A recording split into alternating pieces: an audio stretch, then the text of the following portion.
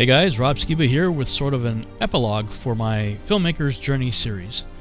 The following is an interview with my two producers Johan van der Colff and Morné Theunissen doing a bit of a debrief after the premiere showing of Paradise Lost, which was the proof of concept teaser for the pilot episode of Seed the series.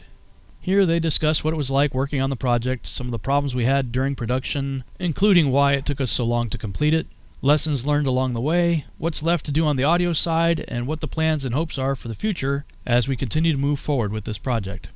All right, Johan, so last night Rob had showed the first premiere of Seed and it went down quite well. People were quite excited. So it's been a long process, almost a year and a half, I think. So what happened, and just kind of recap for me what the process has been for you over this last year and a half, and how the challenges of COVID and all of these things impacted the project. Yeah, I think it's always interesting, you know, when you start out a project with a certain vision in mind, but with animation, you know, what comes up on the storyboard and ends up on the actual final product changes quite a bit. So together with the normal ups and downs of any animation project, we hit COVID right, like kind of where we're supposed to get into things, which had caused a lot of delays from equipment not being shipped because the places where it was coming from, it was under lockdowns, to just, I think, the overall mental health of people in this time, you know, and especially in the beginning, nobody really knew what was going to happen. People kind of went into the state and with this feeling that, you know, life's ending, you know. Yeah. A lot of people had that kind of, I don't know, just that negative mindset for a while. And in any production team, in any creative team, I think that's a very big risk factor in any ways. Without COVID coming on board, you know, the artistic people are very temperamental people. So, I mean, luckily, you know, by grace, I think, you know, our team really came together. They loved it. Some people came, some people went during this period of time. But the people that stayed on the job, I mean, from our VFX company side of things, from Tracy coming on board, driving things when some of the other guys got busy with other projects, because always when something like this, you know, it becomes part of a bigger role of work that flows, then it becomes more challenging to manage. It was always planned that you know, certain people take over at certain steps down the way, but I think we had more changes than initially planned because of the effects that COVID had on our industry as a whole. But our team really came together. They picked up when we had a bit of a slump at a stage due to just the mental state, I think, of the world. And, you know, really got on board and went way and beyond what we initially had planned to do with this project. When Rob initially came to us with his concept, it was supposed to be much more of a proof of concept than where it almost turned out like a little short film now, you know, which, you know, is really because of the team that came together and put in 8 months extra work at the end of the day to get it to this point where we all felt, you know, extremely proud of the product that we've created and felt that we've brought Rob's vision to light. I think for Rob as himself, you know, being his first animation project that he's working on, it was a learning curve for everybody, you know, for a team working with the new director, with the fact that we didn't have the travel that we were planning to have, and his, you know, on-site involvement. It all added up to a lengthier process than we planned. But I think added a better product at the end of the day. It took a bit longer, but I think what came out of it, the Seed Paradise Lost, with the episode 1 teaser, as Rob said last night, I think it's something that the team really is proud of, and that translates the message that Rob wants it to start getting out there. Yeah, so of course the plan was for Rob to be here for the final mix especially, and maybe in the final process of even the animation, just to he was going to come for the mocap initially as well. Yeah, that's right. So it's a whole nother dynamic having to do that remotely. Yeah, it adds. I mean, there's always lost in translation, Yeah. you know, between some people's visions, between emails. You're not there to have that personal conversation. And it all added up to things maybe being a little bit more back and forth. But that's life we're living in now, and I think getting used to that is a good thing. It's I was actually going to say the fortunate thing is that we have that technology now. Yeah. Which in the past would have been much more difficult. Exactly. You know, so we do have the access to technology, which means that on a production like this, we can collaborate with people all across the world. Yeah. To do that. So, okay, just from in the beginning, there was a rough kind of, from an audio point of view, there was a rough kind of mix done to the animatic. How would you say things have changed now that there's a final, picture from that time to this? Well, I mean, on a physical level, it's changed a lot. Everything was redone completely. There were sounds here and there that was kept. There were some score sounds that was kept, but overall, it was a complete redo, as it changed a lot from the animatic and from the original vision that was discussed. There was a lot of changes on the final animation, and the team wanted to bring that to life. They didn't want to just go and adjust, which always has a good and a bad thing to it, you know, because people get used to Rob loved what you've had in the animatic. But some of it didn't work anymore, you know. Some of the beats, and it's not with a musical piece and the rhythm. If something changes in the edit, it does change it just changed the tempo of the cut. And the music's got to follow that. So, and the same with the sound design at the end of the day. Guys, I've mentioned to Rob quickly that that you guys wanted to just have a discussion with him regarding his feedback on the music and the sound design. Obviously, I said, obviously some of the stuff we know is stuff that will change the mix. Some of it has got to be changed kind of now as we work through it. So I think it'll be a good place. My suggestion is, but you guys will have to lead it yourselves. But my suggestion is that you start with one of the two, either start with the music or the sound design or whatever, and just kind of run Rob by your process in your head and why the score that you sent, for instance, Edward, why you changed the beginning, you know, all that kind of stuff, just so kind of Rob gets an idea of what you had in mind with the changes that you make. Obviously, he had the previous score for a long time. As any good director, you get married to the first music you get, especially if it's nice, and letting go of that is difficult. But I think, you know, if there's a very, very good reason, then obviously people do change their minds. So I think it'll be good to just kind of, you know, bring over what your mindset is, and then we'll have to find a middle way where Rob is the one that's happy at the end of the day. So that's one of those things where the middle way is always the director's way. So but we know that, so we always have a way to do that in any ways. The main reason I kind of adapted some of the music, I know you kind of were attached with the original piece. Firstly, the animation is obviously longer in bits than the concept one that you sent. That score was kind of based and timed on the concepting that you sent through. So like the opening and a lot of parts are still pretty much exactly the same as the original one. There's just like a few instrumentation things that I added, like for example, instead of the mandolin, you know, playing the main melody, there's a string line kind of following that melody. Stuff like that, just to kind of like, you know, flesh the arrangement out a bit. That's more for the opening.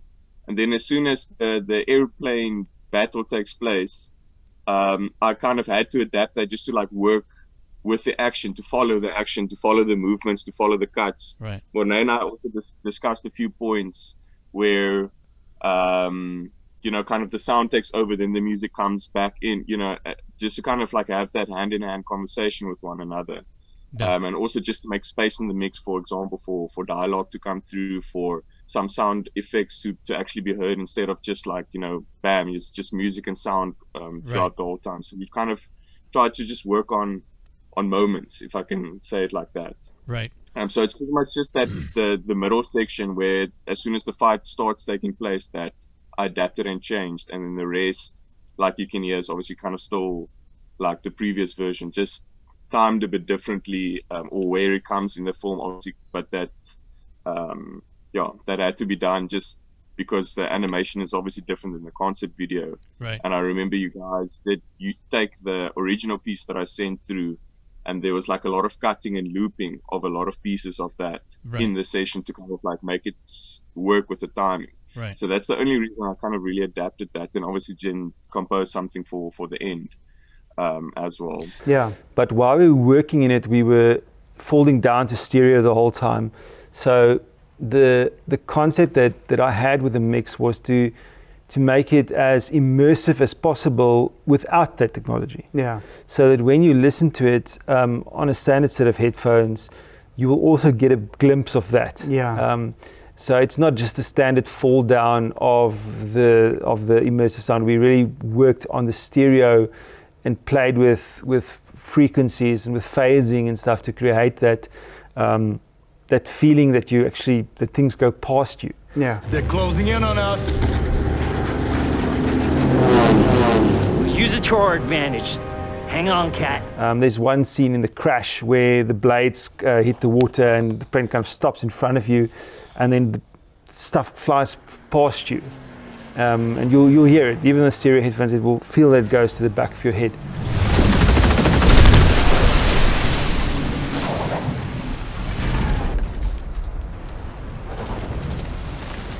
And that you don't need any special equipment for that. You can listen to it in any stereo form, and you'll feel. And that is because of the environment that we've worked in.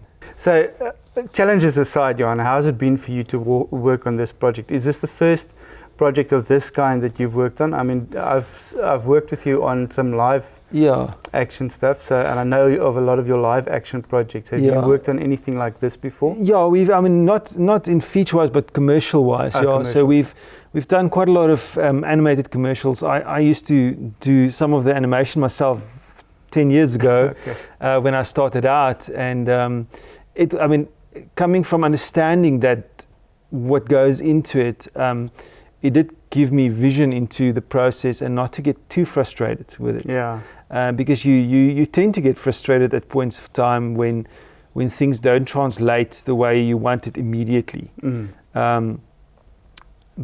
But that, together with lockdown and kind of a bit of the peacefulness that brought with it, when you realize that, look, so sometimes in life you've got to accept that things will take longer, and you need to sit back and still push, still do your best, but realize that some things are out of your hands. Yeah. And not to take things too personally at the end of the day, but really just move forward to get a vision together. Because we were managing a team of people, and I was speaking to everybody individually the whole time, as well as in group form, and you've got to maintain some form of stability within that. Yeah. When the collars gets heated a little bit, most of the time it's just miscommunication, and what I tried to keep going throughout was a connection. Because even if communication breaks down from time to time, as long as the connection is there and the passion for the project, it's like internet coming up and down. That communication stream does get back on track. But once you completely lose the connection on a project, then it becomes very difficult keeping people involved and keeping people positive, especially over such a long period of time. But by grace, it's been managed. And I must say, you've done an amazing job as a producer in that respect. And I'm so grateful. Initially when I spoke to you, it was as to come on board and do the sound. And I'm just so glad that it worked out that way, that you came on board as a producer, and just you were able to really keep the whole team together. So I just think that was a gift from God, that you became involved in that respect. So overall, your experience of working with Rob, what has it been like? I really enjoyed it. I found Rob to be a extremely calm and cool-headed person when it came to the work process. He never lost his cool with people. Maybe he did behind the scenes, but with us and with the team, there was times where he had the potential to really be frustrated because he would ask for something to happen, and it would be not missed, but it would be put the back of the line or misunderstood. And I really got a lot of respect for him in that sense, in the way he managed the process with the team as well. And that he stayed positive. I mean, we went way in behind our deadlines, not by choice, but by circumstance. But never once did he become, nasty or ungrateful, or, he saw what everyone was doing and he applauded it. And I've worked with directors that does not work that way, that throws their toys out of the cot when things doesn't go their way. And I really found that he maintained his composure extremely well during the process, and that made the team want to do more, and want to do better, and want to make him happy at the end of the day. So it's a huge project, and hopefully what we're doing here will be used to raise the funds to go into production on the rest of the series. Yeah, we'll do our best. Yeah, I know you will. You guys are already doing amazing work, so thank you so much.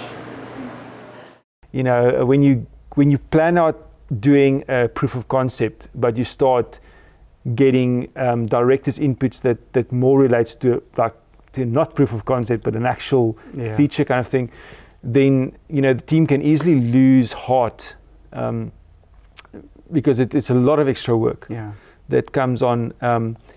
And I just found that the way Rob handled it from his side, when things didn't go his way immediately, he was just steadfast in what he was, and steadfast in two ways. In the way of what he wanted.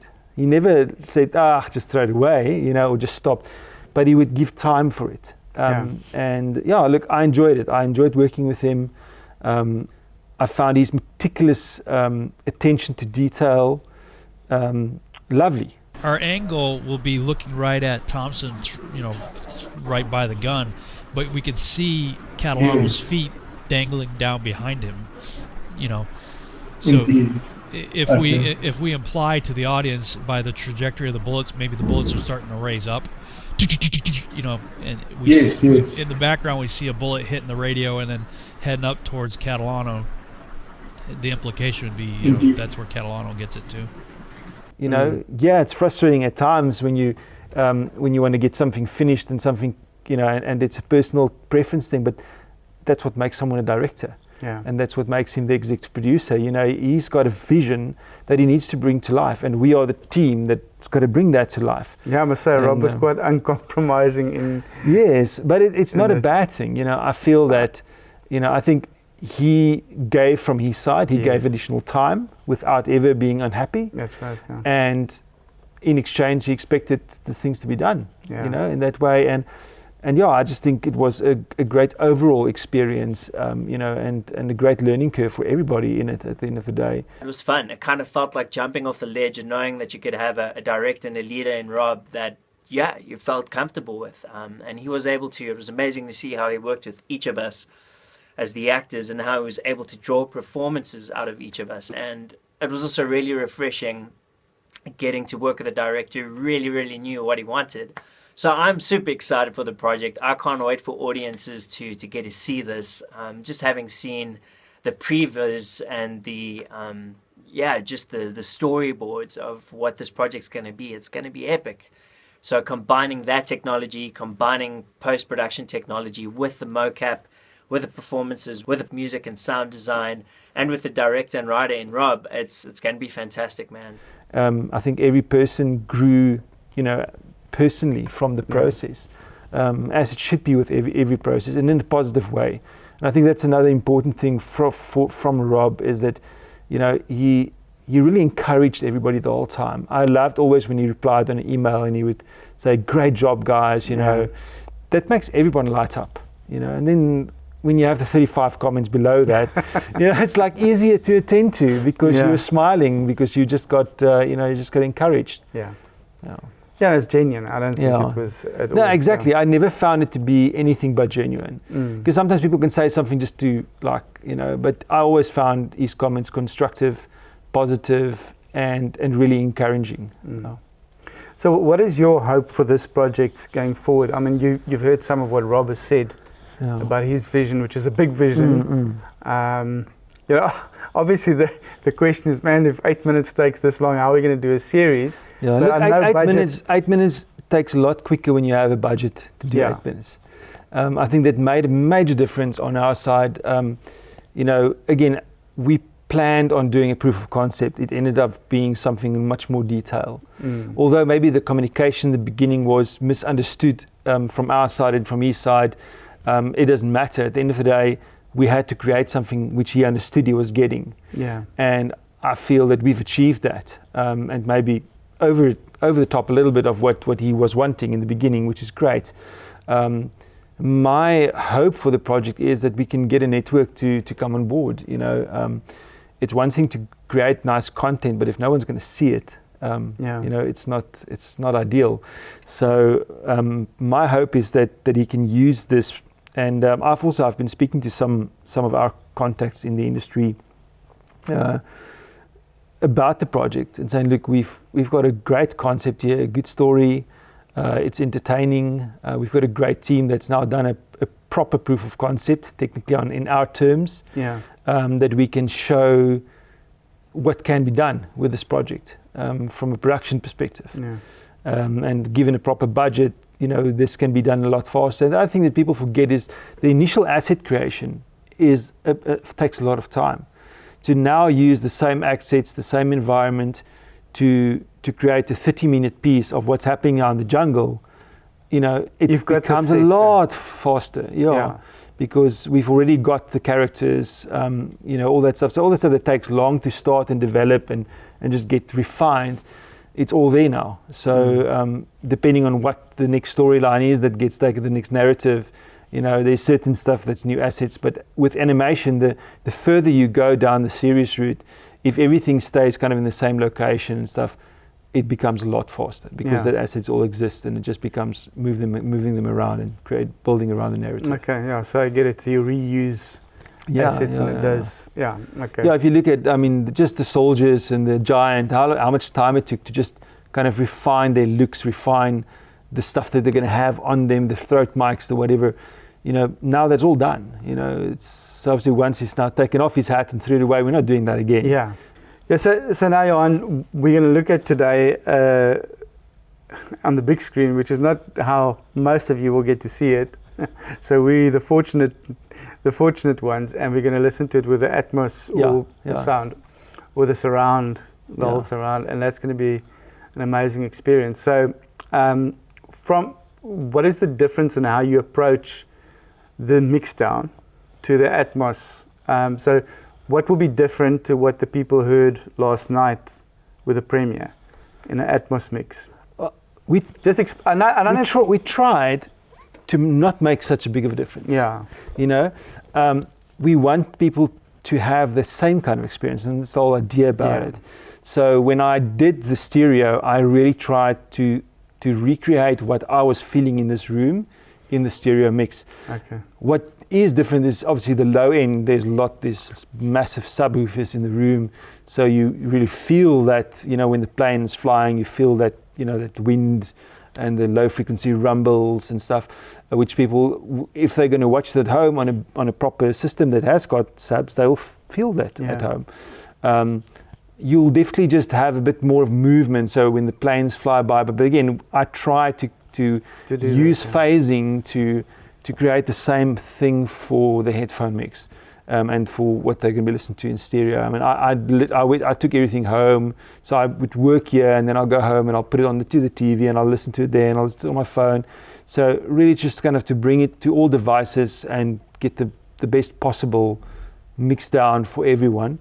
But obviously, you're listening to it at cinema level, so listen to it loud, makes a difference, and but I mean, I don't think you're going to miss out completely. If you're going to be listening on really bad headphones, then you could definitely miss out. Yeah, on your phone speaker or whatever. On your phone speaker, you're definitely going to miss out there. Yeah, try and get some decent. You're not going to get the energy that you get on a proper system. Yeah. My favorite part is that plane, when the planes come. Yeah. So if I take this specific layer, I can show you just a rough estimate. So I can put the thruster up. And then what I've done is you can take that's the airplane, and you can fly it around. But now I'm going to go in between. This was what I've done with the flyby. Yeah, so let me play you what we came up with here.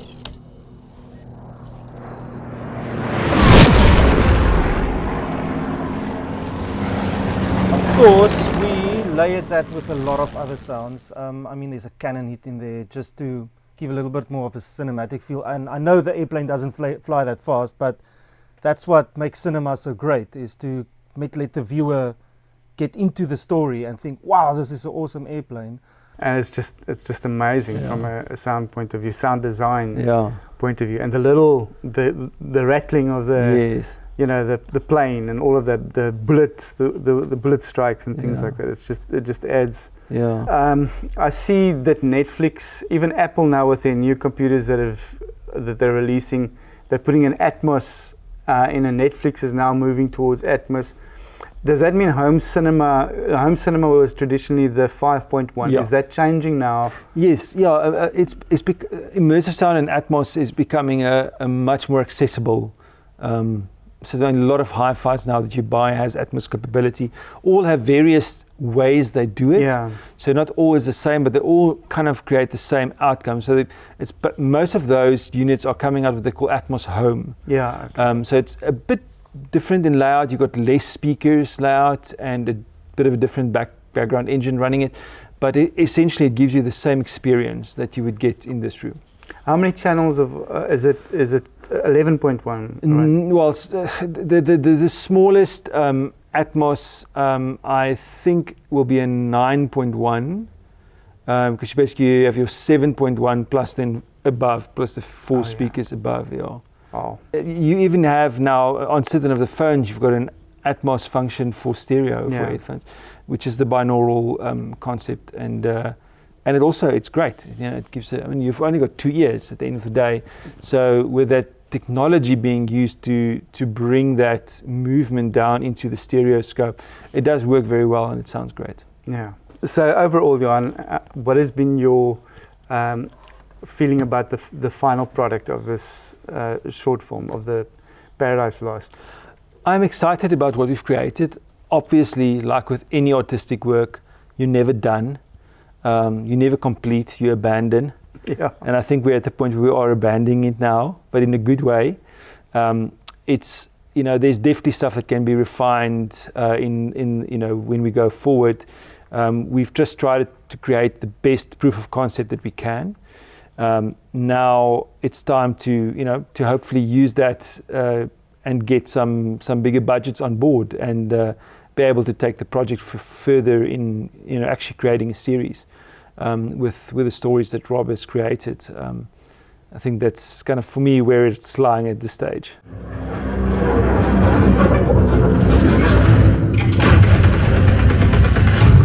Yes! Not shooting, cat!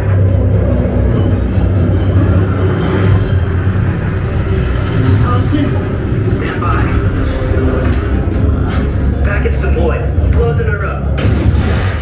No, not now! Come on, you piece of crap! I can't take this guy! What's going on back here, Catalano? We're turning into Swiss cheese here! I can't get